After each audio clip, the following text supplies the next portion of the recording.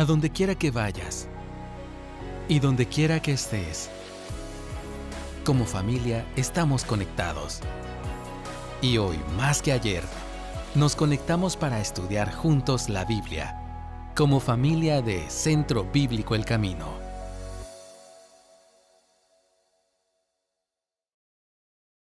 El día de hoy estaremos iniciando una nueva serie. Ustedes se recordarán que recién terminamos la serie que se basó en la epístola a los Efesios, una serie que tenía como un contexto ahí la iglesia del Señor, y de ahí fuimos aprendiendo distintos aspectos de lo que Pablo le escribía a esta congregación.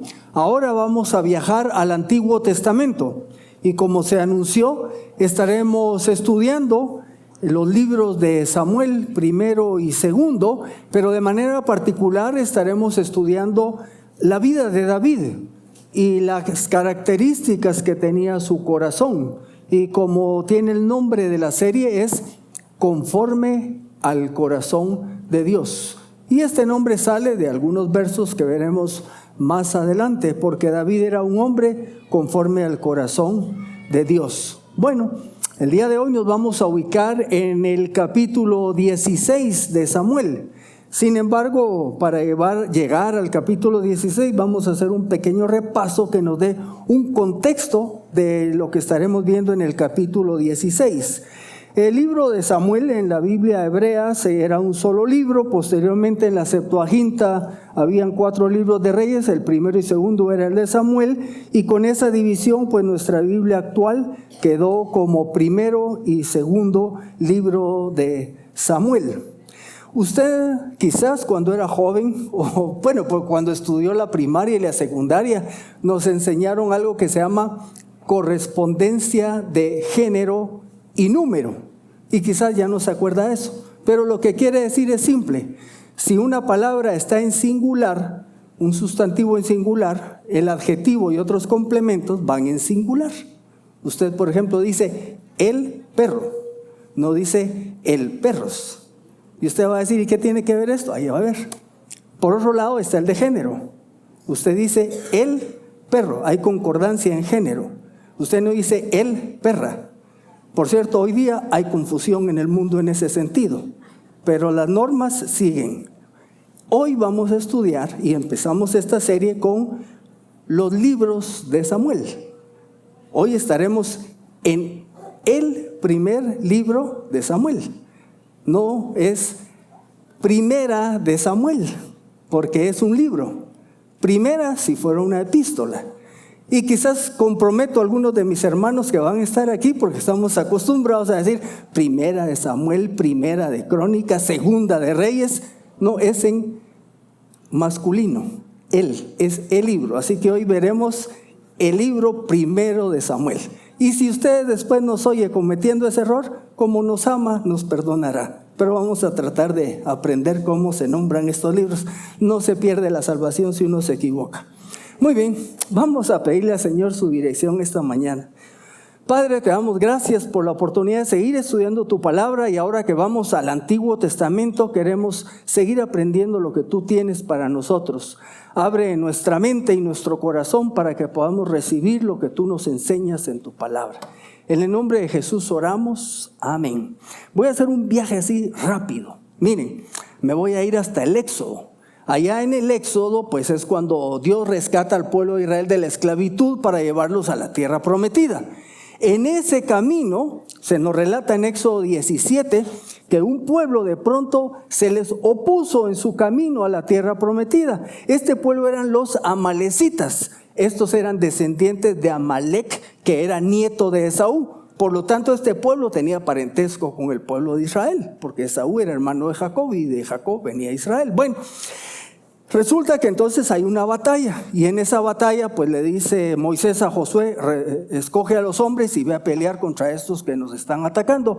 Y si usted quiere acordarse de la historia, es cuando está Moisés y se sube en lo alto y levanta los brazos. Y mientras él tenía levantados los brazos, el pueblo ganaba. Si él se cansaba y bajaba los brazos, los otros empezaban a ganar. Así que llegó a Aarón y Hur y le ayudaron a mantener los brazos en alto y derrotaron a los amalecitas. Bueno, pero viene Dios y le dice entonces a Moisés: escribe esto en un libro como recordatorio y di claramente a Josué que yo borraré del todo la memoria de Amalec debajo del cielo.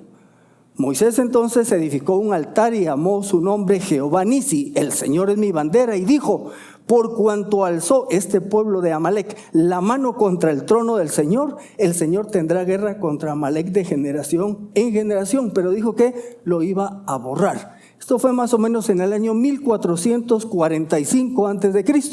400 años después aproximadamente, que es donde nos vamos a ubicar en nuestro estudio de hoy, pues encontramos ya el libro de Samuel, y allá en el capítulo 8, Samuel era el último de los jueces. Si ustedes se quieren recordar, está el Éxodo, caminan por los 40 años, se muere la generación incrédula, la nueva generación entra a la tierra prometida, comandados por Josué, toman el territorio, buena parte del territorio, no totalmente. Y luego hay un periodo en donde Dios trabaja con el pueblo de Israel por medio de hombres y a veces mujeres que se llamaban jueces.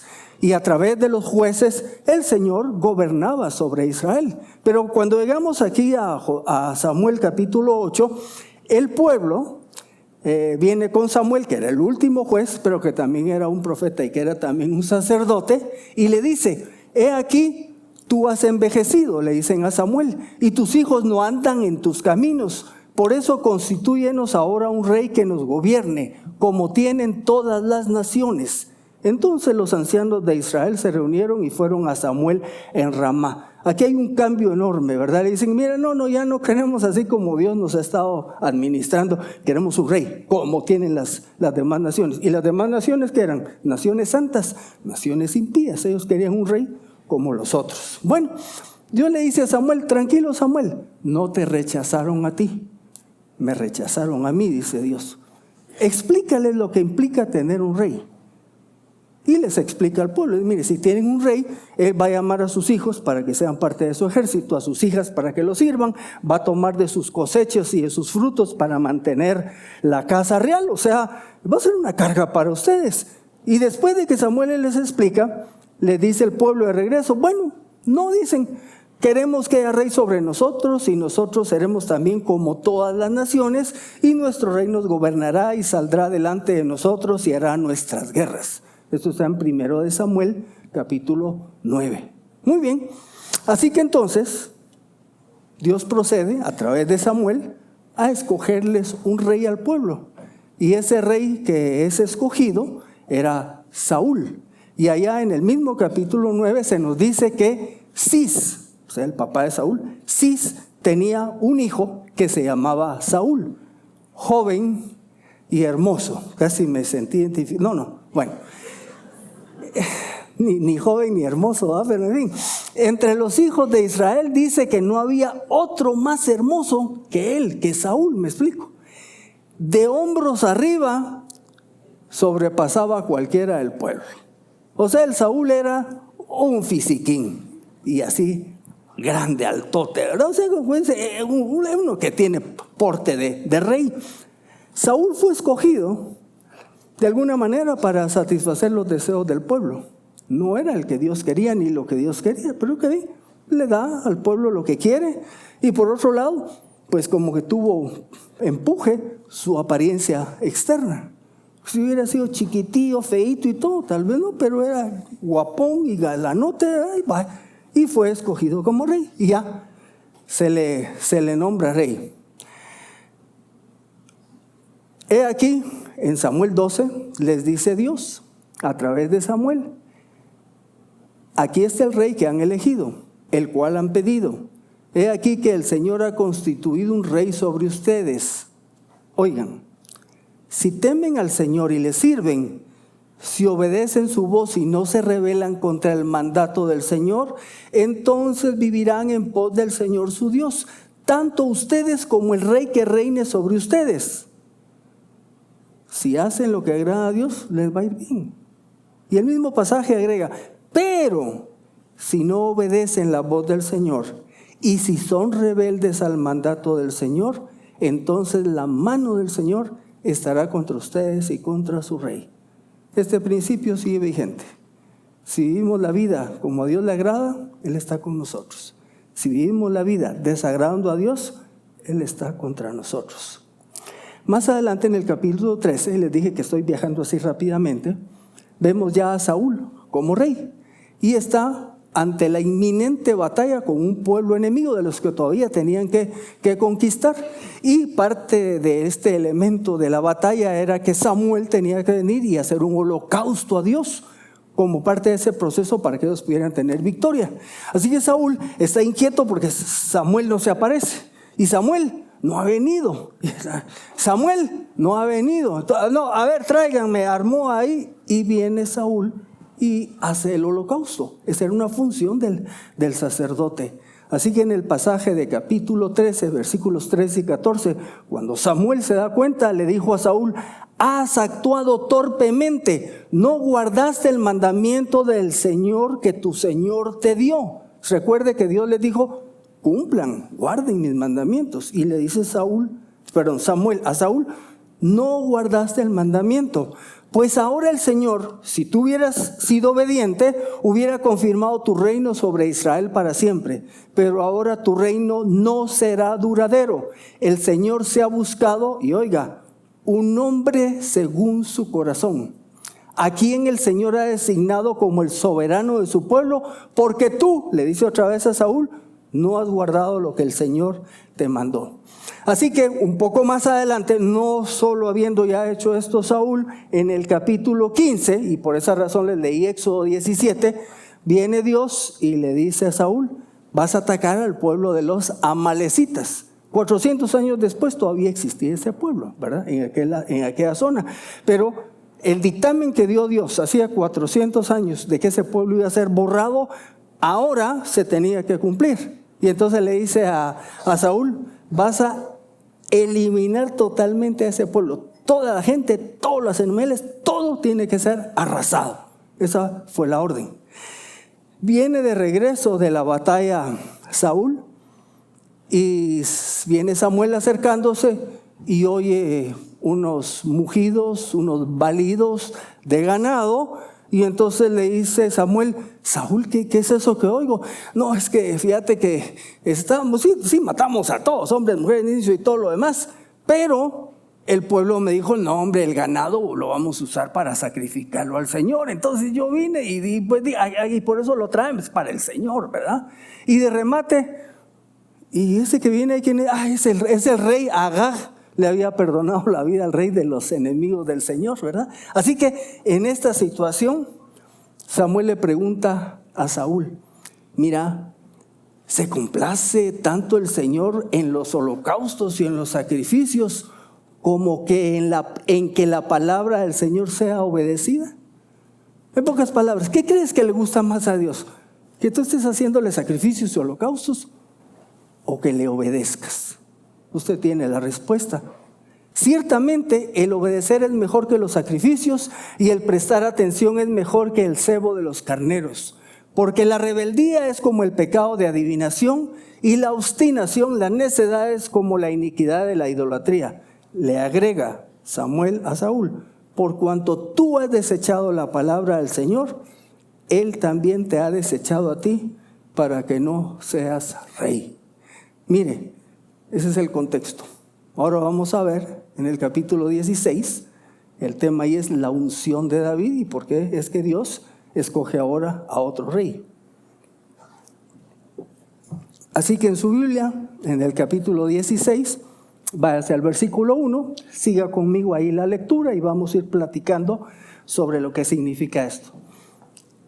Entonces el Señor dijo a Samuel: ¿hasta cuándo has de llorar por Saúl, habiéndolo yo desechado para que no reine sobre Israel? Llena de aceite el cuerno y ve, yo te enviaré a Isaí de Belén, porque de entre sus hijos me he provisto rey. O sea, nos dice el pasaje que Samuel estaba triste pues por por Saúl, y sí, pues desde el inicio él fue el que lo ungió, vio parte de su desarrollo y todo. Bueno, le tomó cariño, y al haber perdido el reino estaba triste, pero viene Dios y le dice, ya estuvo, ya eso es irreversible. Ahora sigamos adelante.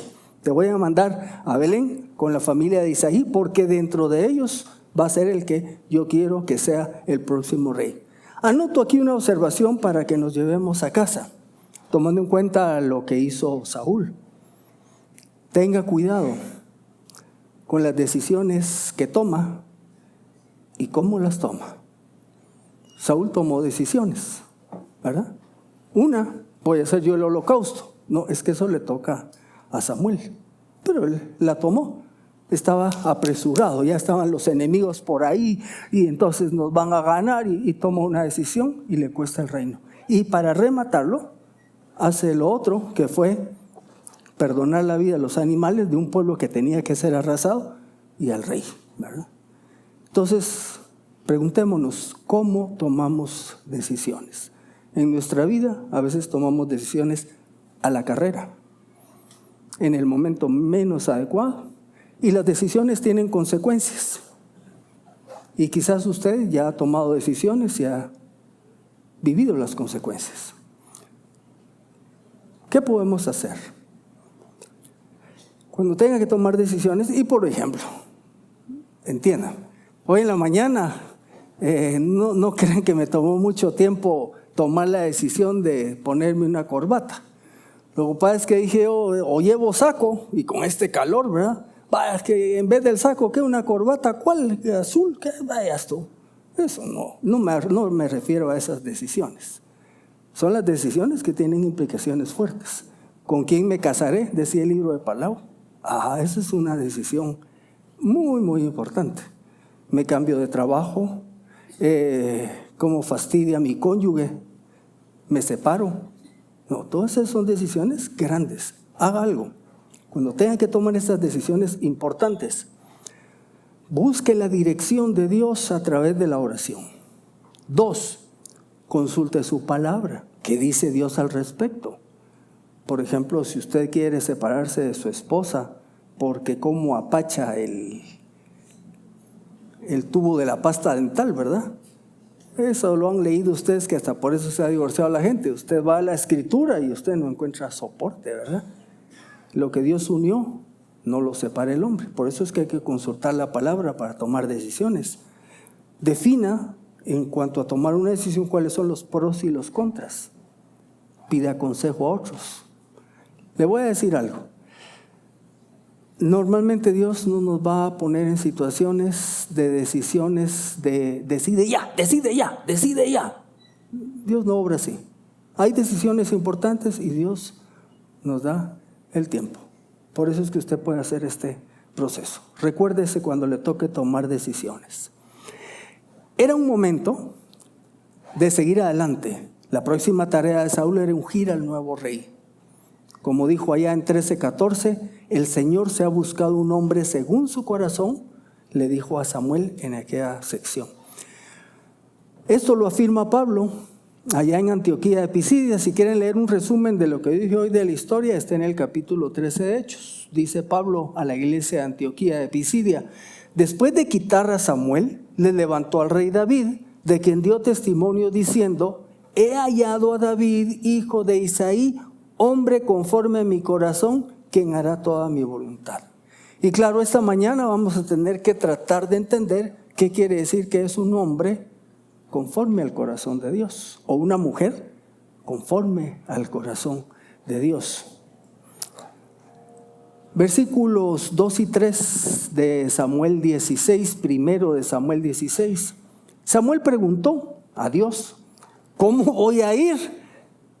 O sea, me pides que vaya a Belén, que vaya a ungir a un nuevo rey. ¿Cómo voy a ir? Si llega a enterar Saúl, ¿me va a matar? Sí, porque si el otro es el rey y de pronto se entera que aquel va a nombrar, entonces Dios, tranquilo, ¿cómo es el Señor? ¿Va? El Señor le responde: toma contigo una vaquilla del ganado y di: cuando llegue a Belén, he venido para ofrecer un sacrificio al Señor, ¿verdad? Ok, eso no es ningún problema. Dios le da el proceso a seguir. ¿Para qué llega? para ofrecer un sacrificio al Señor, y entonces, estando en Belén, pues invita a Isaí al sacrificio, y yo te enseñaré lo que has de hacer, y tú me ungirás al que yo te diga. Bueno, la selección del nuevo rey, note, no sería pública. Bueno, recuérdese que Saúl podría tomar represalias. Pero el día de ayer tuvimos, ¿verdad? Como no somos británicos aquí todos, pero allá en el Reino Unido fue declarado rey ya oficialmente Carlos III. ¿Y saben qué es lo curioso? Traté de poner una música aquí, pero no me funcionó en un futuro. Resulta que la ceremonia de coronación del rey Carlos III del Reino Unido sigue un protocolo similar al que como se hacía para ungir a los reyes de Israel. O sea, es toda una ceremonia que tiene un contexto cristiano, pese a que el Reino Unido se ha alejado de sus bases cristianas de una manera espantosa. Y como parte de ese proceso hay un hombre religioso que es el obispo de Canterbury, que es el que hace el proceso de la coronación, y cuando se está eso tocan una melodía de George Frederick Handel, que se llama Zadok, el sacerdote. Y en ese contexto nombran a este rey. La iglesia donde se realizó, ¿verdad?, le caben 2,200, pero los invitados son 2,000. Y eran de las personas más importantes, reyes, presidentes y gente muy importante. Así es como se hace en el mundo. Ahora miren aquí cómo hace las cosas el Señor, ¿verdad? En Belén, y ustedes saben que Belén era un pueblecito, no era nada importante dentro de Israel. Ahí vivía Isaí, y de ahí va a nombrar un rey. Ese es el estilo de Dios. Dios no es un Dios de pompas, ¿verdad? ¿Dónde nació Jesús? En Belén. No había lugar para él en el mesón, ¿verdad? Entonces ahí donde estaban los animales, ahí nace el rey y salvador del mundo. Así escogió a David. Dios le indica a Samuel que va a ir a ungir al nuevo rey y que lo hará a través de hacer un sacrificio en el pueblo. Versículos 4 y 5. Samuel hizo lo que le dijo el Señor. Cuando llegó a Belén, los ancianos de la ciudad salieron a recibirlo temblando, dice, y preguntaron: ¿es pacífica tu venida? Él respondió: sí, es pacífica. Vengo a ofrecer un sacrificio al Señor. Purifíquense y vengan conmigo al sacrificio. Después de purificar a Isaí y a sus hijos, los invitó al sacrificio.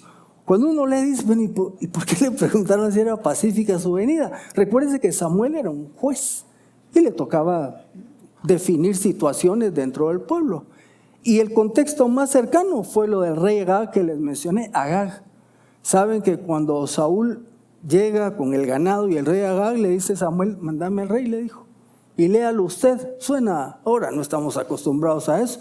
Dice que Samuel agarró a Agag y lo descuartizó, ¿verdad? Porque era la orden de Dios.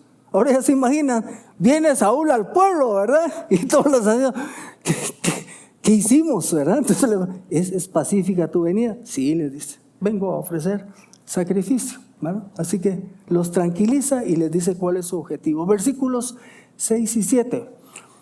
Aconteció que cuando ellos llegaron, Isaí y sus hijos, entonces viene y llega el más grande, Eliab.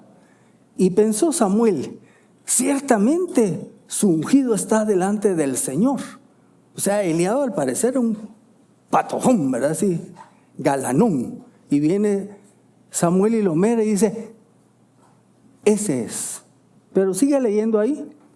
Pero el Señor dijo a Samuel: no mires su apariencia, ni lo alto de su estatura, pues yo lo he rechazado. Porque el Señor no mira lo que mira el hombre. El hombre mira lo que está delante de sus ojos. El Señor mira lo que está en el corazón. Samuel se estaba equivocando nuevamente, tomando en cuenta solo lo externo. Recuerde lo que leímos de Saúl, joven y hermoso. Entre los hijos de Israel no había otro más hermoso que él. De hombros arriba sobrepasaba a cualquiera en el pueblo. Dios corrige a Samuel Y le dice que lo más valioso es lo que está en el corazón, lo que es la persona internamente. Ahora usted me puede decir, bueno, y entonces las demás cualidades de la persona no sirven. Por ejemplo, ¿es malo ser bien dado y tener buena presencia? No. O usted diría, bueno, hay otras cualidades, como por ejemplo, usted podría ser un hombre, una mujer muy bueno en finanzas, que podría ser, esa persona sería valiosa en una posición de dirección, ¿verdad? O quizás puede ser una persona que tiene muchos recursos económicos y esta persona podría ser muy útil para apoyar la obra del Señor. O cualquier otra cualidad que usted dé. No son malas.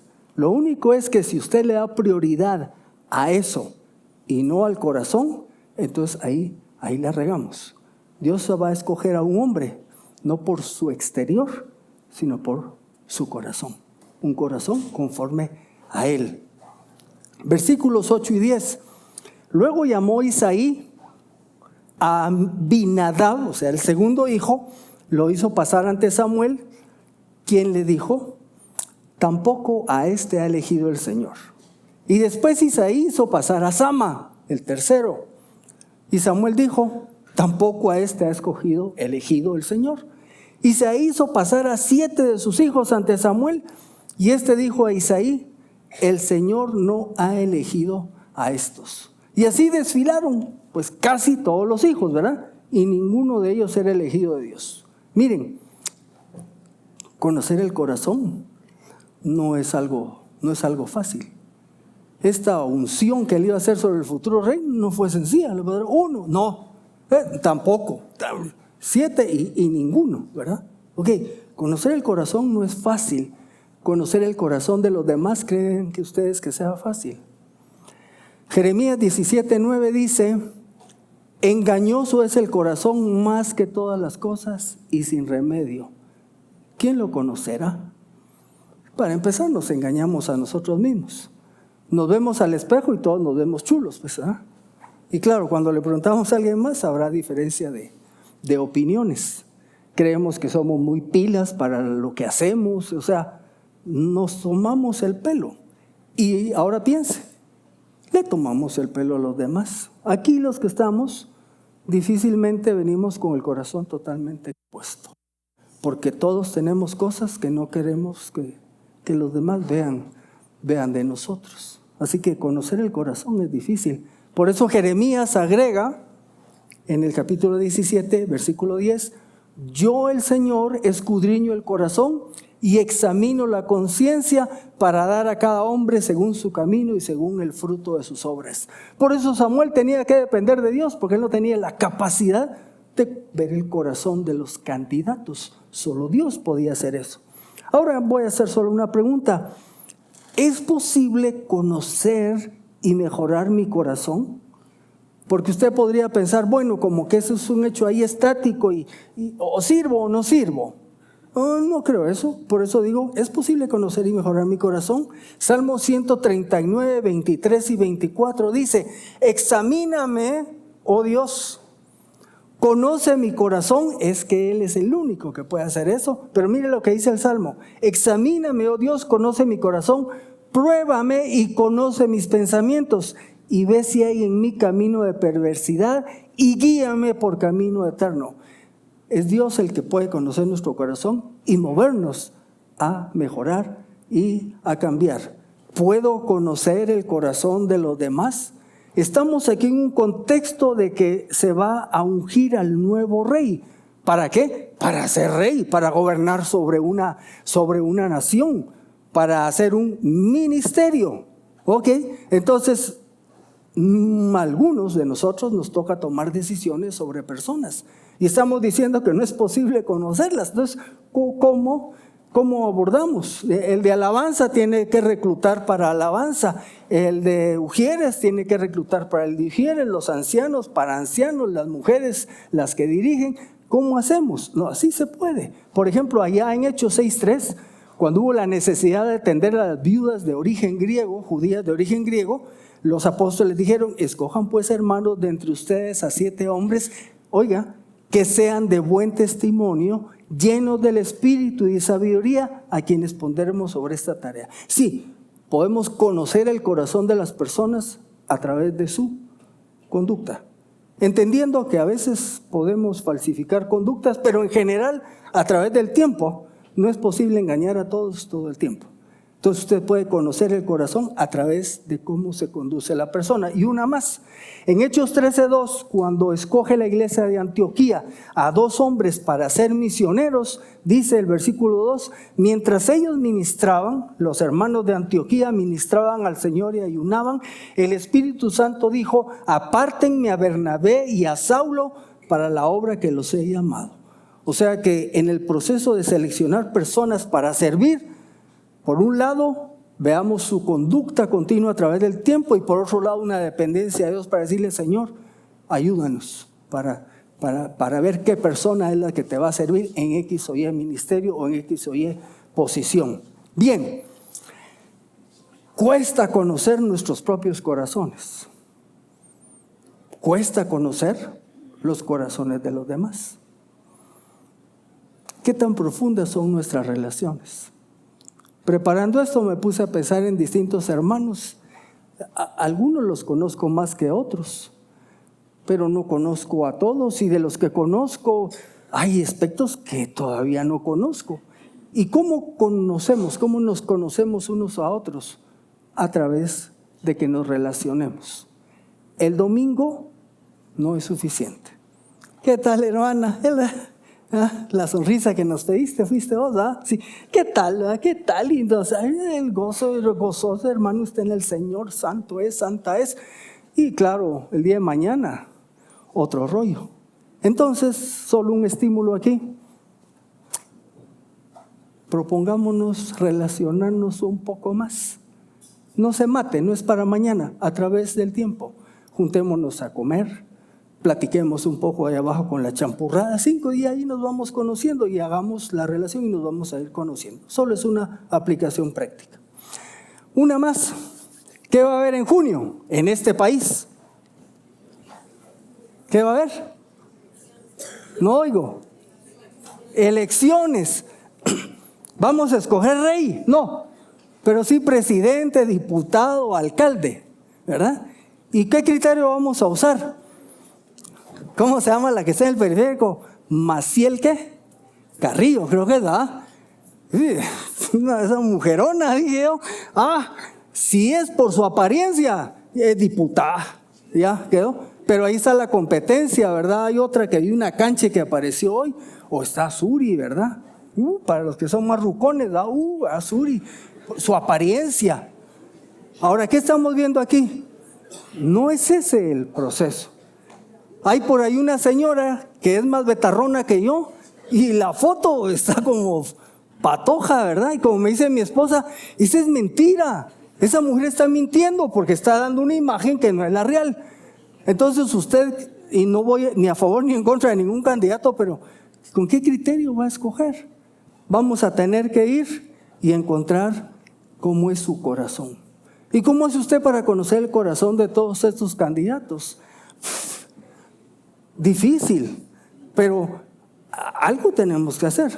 Por ejemplo, si usted sabe que ese candidato tiene problemas con la ley, porque sí hay conocimiento, usted diría, ¿este sería el más adecuado? No, sí. Este estuvo preso porque robó, cumplió y ahora va de nuevo. Gallina que come huevo, dicen, y aunque le quemen el pico. Lo más probable es que vuelva a hacer lo mismo. Hermanos, no les puedo decir por qué votar, solo yo diría, Señor, guíame a ver si pregunto con conocidos cómo es la calidad, cómo es el corazón de esa persona y tengo una idea.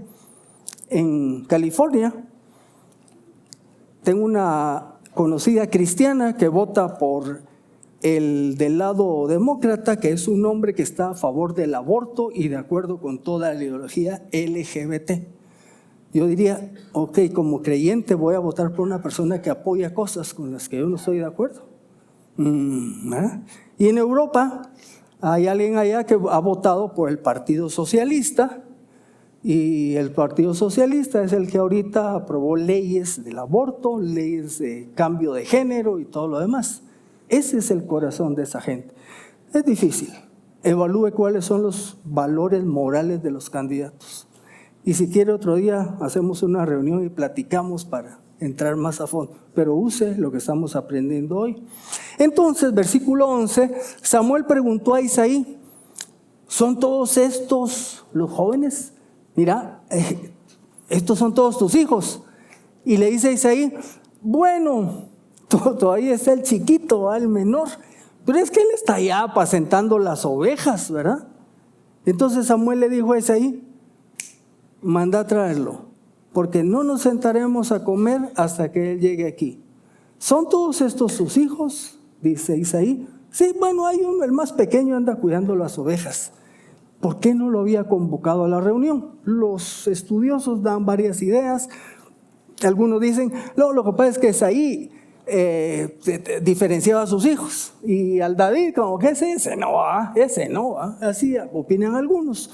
Otros dicen, pues, como era jovencito, tal vez Isaí creía que no estaba listo. Aquí no nos dice que Isaí ya sabía para qué llegó Samuel, ¿verdad?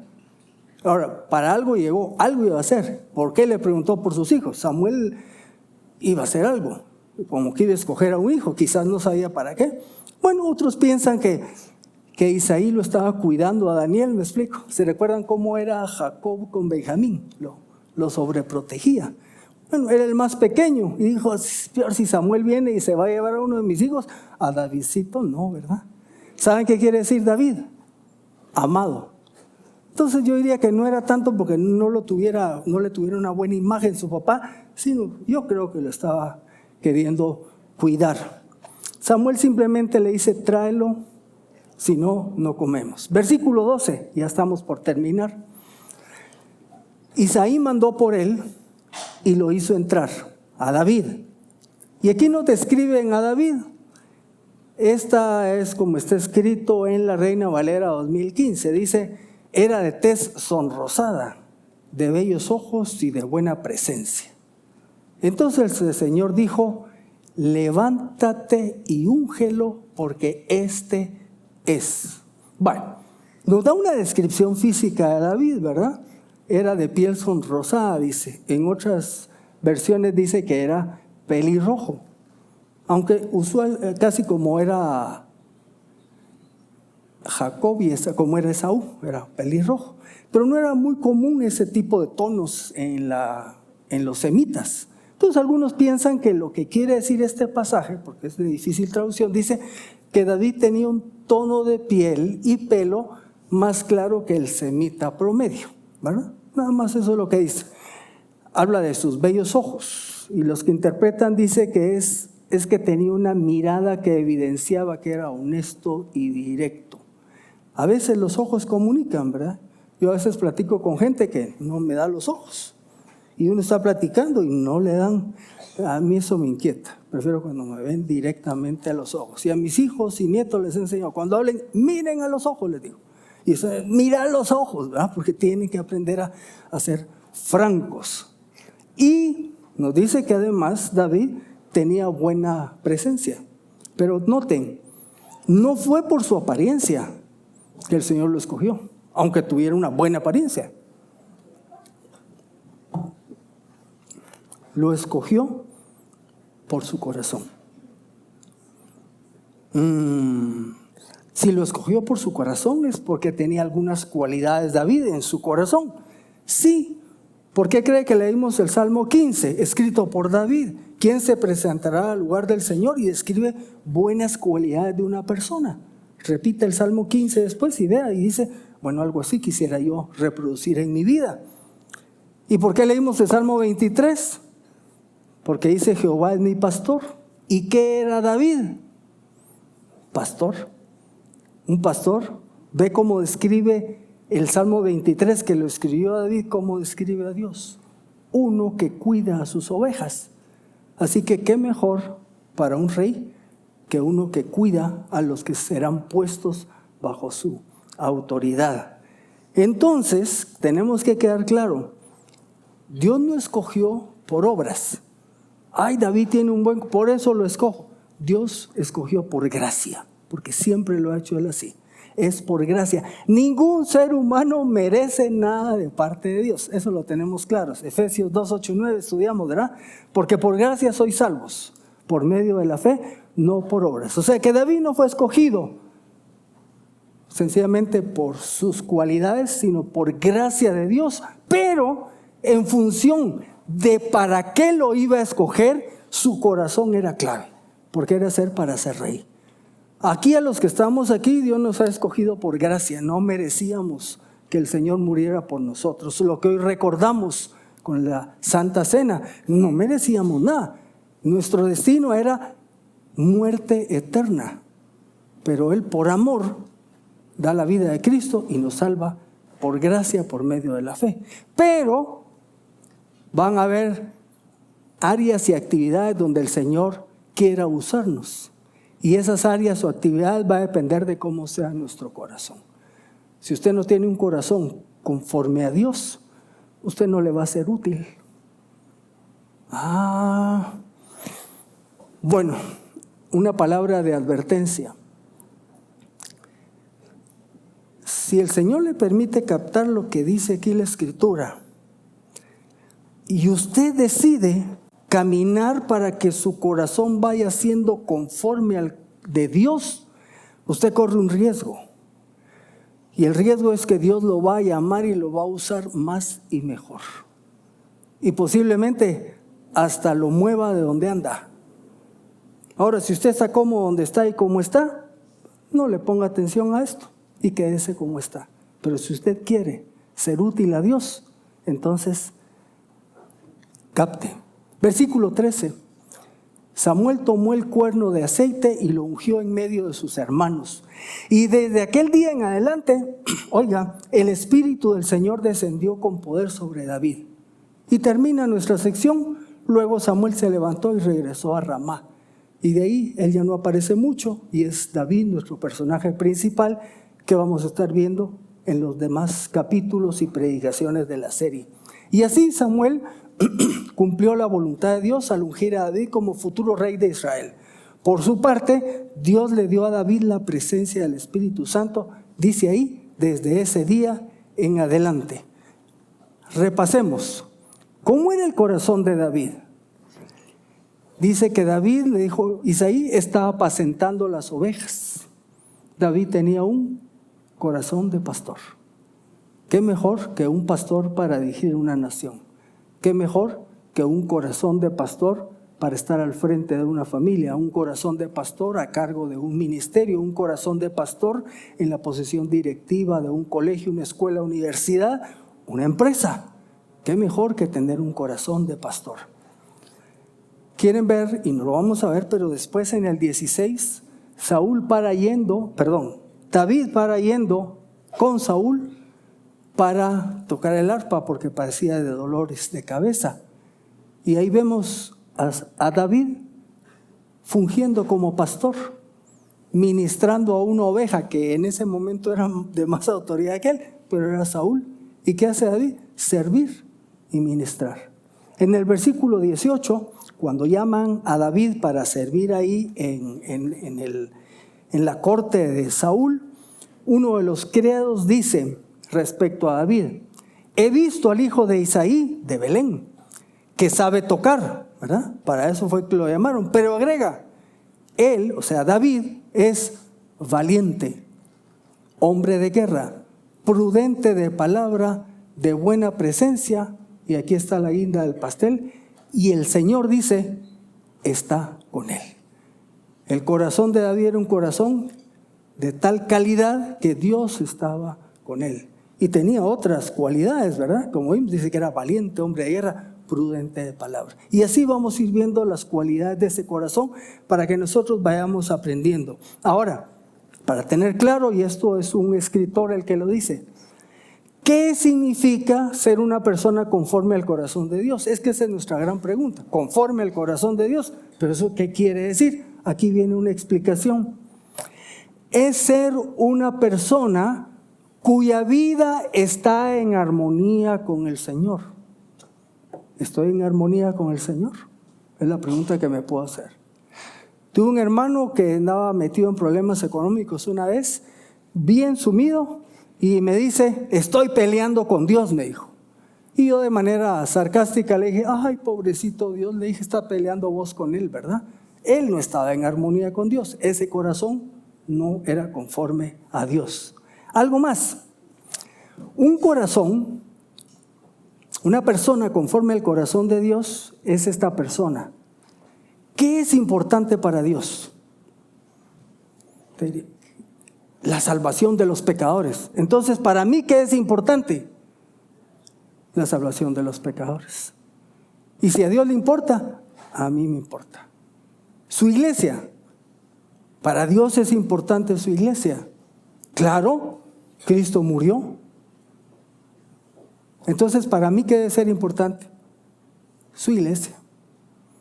Dios vive criticando y fastidiando a su iglesia o edificándola. No edificándola. ¿Qué debo hacer yo? Mi corazón conforme. Debo de servir a Dios para edificar a su iglesia. ¿Qué cosas no le agradan a Dios? Ahí está en la Biblia. Entonces, ¿qué cosas no me deben de agradar a mí? Las mismas que no le agradan a Dios.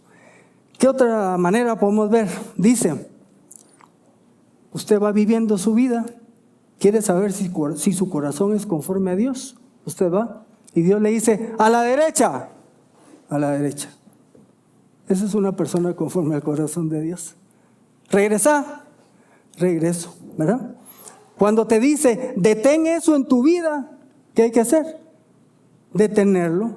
Y si Dios le dice, eso está mal y quiero que cambies, ¿qué tengo que hacer? Ahora, este saco, por lo menos para mí, está grande. Llenar esto, yo cuando lo leí dije, uy, Señor, esto a mí esto todavía me queda grande. Pero podemos caminar para llenar ese saco. Sí, esa es la tarea como creyentes, de seguir caminando, creciendo hasta llegar a la estatura de nuestro Señor Jesucristo.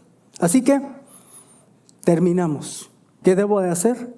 Bueno, así como Dios escogió a David por su corazón, que era un corazón conforme a Él, entonces, ¿qué debo de hacer yo?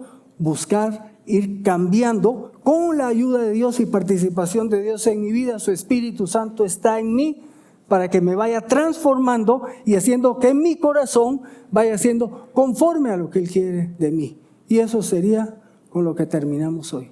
¿Qué voy a hacer? Caminar en pos del Señor para que tenga un corazón que le agrade, que mi conducta sea para Él, que me siga transformando, diciéndome, ve a la derecha, voy a la derecha, para aquí, paro aquí, ya no hagas esto, ya no lo voy a hacer. Fácil, yo no creo, para mí, a mí me cuesta. Si a usted le es más fácil, bendito sea Dios y sigamos adelante. Oremos. Padre, te damos gracias por tu palabra. Aprendemos cómo haces las cosas. Escogiste a David en un pequeño pueblo, en una pequeña familia, y alguno diría, un pastor de ovejas, un muchacho. Pero Señor, ese muchacho llegó a ser rey, y a través de su descendencia nació nuestro Señor Jesucristo, Rey de reyes y Señor de señores. Ayúdanos para seguir cambiando, para dejarnos seguir cambiando, tú obrando en nuestra vida por tu Espíritu Santo, diciéndonos qué quieres, cómo lo quieres, cuándo lo quieres y dándonos la fuerza para poder hacer esos cambios. En el nombre de Jesús nos encomendamos en tus manos. Amén. Muy bien, hermanos, para despedirnos entonces los animo. Si usted cree que este proceso es fácil, qué bueno. Para mí no es fácil. Y pese a los años que tengo, y pienso, digo, y todavía tienes que trabajar en mí. Es que soy firmita, soy cosa seria para ti, Señor. Pero tengo que decirle algo. Cuando cantábamos hoy, mis faltas son muchas. Yo le cambié la letra. Mis pecados son muchos. Pero ¿qué le decimos al Señor? Tu gracia es mayor. ¿Por qué puedo seguir adelante? Porque la verdad, cuando yo me miro, me dan ganas de tirar la toalla, porque le he fallado mucho a Dios.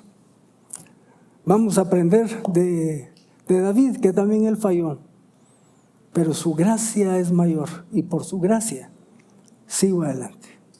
Estamos despedidos. Que tengan un buen domingo. A donde quiera que vayas y donde quiera que estés, mantente conectado con Dios. Y también conéctate con nosotros a través de nuestras redes sociales. Hasta pronto.